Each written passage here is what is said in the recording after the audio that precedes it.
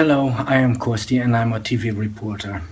I've always believed in journalism ethic and standards, and that's why I want to draw your attention about media manipulation. Some time ago, media was reliable and trusted.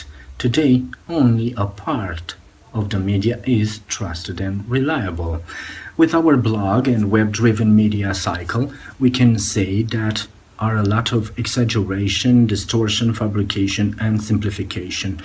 Some media driven by blogs is assailed on all sides by dishonest sources, page view quotes, inaccurate information, greedy publishers, politicians' interests, the demands of the audience, and so much more. We are, as a society, inundated and overwhelmed with a flood of information from a wide array of sources. But these sources of information, by and large, serve the powerful interests and individuals that own them.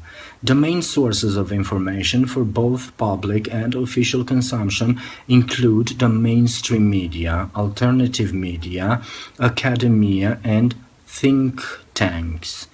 The mainstream media is the most obvious in its inherent bias and manipulation. The mainstream media is owned directly by large multinational corporations and through their boards of directors are connected with a plethora of other major global corporations and elite interests. The primary element of social control is the strategy of distraction, which is to divert public attention from important issues and changes determined by the political and economic elites, by the techniques of flood or flooding continuous distractions and insignificant information. Distraction strategy is also essential to prevent the public interest in the essential knowledge in the area of the science, economics, psychology, neurobiology, and cybernetics. Some techniques used by governments and parties or people with hidden agendas include paying journalists to promote certain issues without the journalist acknowledging this or without the media mentioning the sources. Governments and individuals contracting PR firms to sell a war or other important issues as refugees, asylum seekers, migrants. Disinformation or partial information reported as news or fact without attributing sources that might be questionable. PR firms feeding stories to the press without revealing the nature of the information with the intention of creating a public opinion.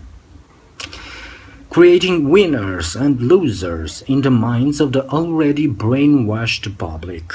While mainstream mass media on the whole represent government and corporate interest, alternative media tend to be non-commercial projects that advocate the interests of those excluded from the mainstream. For example, the poor, political and ethnic minorities, labor groups, and LGBTQ identities. Alternative media has been a significant tool for social movements. Social movements in areas such as human rights, the environmental movement and civil rights have used alternative media to meet the goals of the movement and to foster advocacy, change and participation.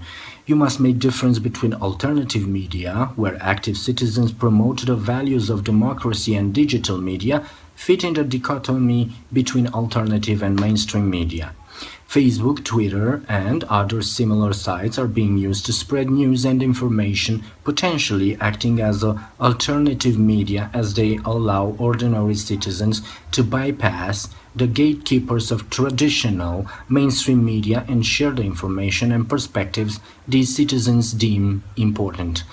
Unfortunately, these social media become a tool of intolerance, racism, xenophobia, developing subjects as border controls against terrorism, the failure to manage integration in some multicultural societies, freedom of speech versus respect of religions, and apocalyptic talk about a clash of civilizations. So try to be aware to media manipulation, as well as be aware that we have no chance for a better future if we not respect the golden rule. That is, one should treat others as one would like others to treat oneself.